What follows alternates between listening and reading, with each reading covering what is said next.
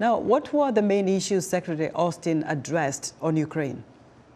Well, Secretary of Defense Lloyd Austin is mainly focused on keeping this group on track to provide Ukraine with what it needs to survive this very long winter, especially because right now Congress has not approved supplemental funding for the military, for the U.S. military to send to Ukraine. So the very last shipment approved by the Biden administration to go to Ukraine was on December 27th. So since then, no new money has been made available from the U.S. to Ukraine. So Austin is trying to convince allies that they need to step up as well.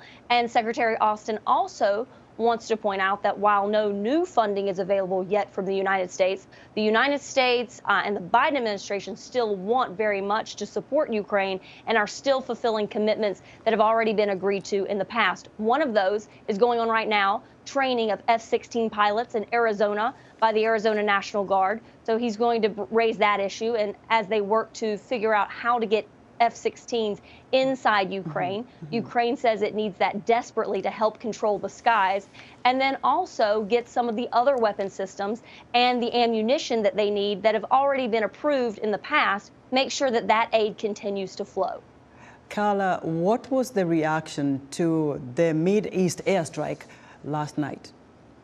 Well, as you know, there was a massive round of airstrikes in Yemen by not only the United States, but also the United Kingdom. They both used fighter jets, and the U.S. also used some of its ships to launch missiles into Yemen as well. 8 different locations were targeted. They included an underground bunker, the first time any sort of bunker with this type of conventional weaponry was hit. I'm being told that while the number of locations weren't quite as many as previous strikes earlier in the month, on January 11th, there were about 16 locations that were hit. So more targets back then, but more weapons were destroyed now, is what I've been told, and more conventional weapons being destroyed now. The Pentagon has been pressed time and again, and I've pressed them, is this an escalation? Are we leading to war? And they say they are doing this to de-escalate, to prevent war. And they will point out to you that the last strike on international shipping lanes was several days ago. So they say that what they're doing is working.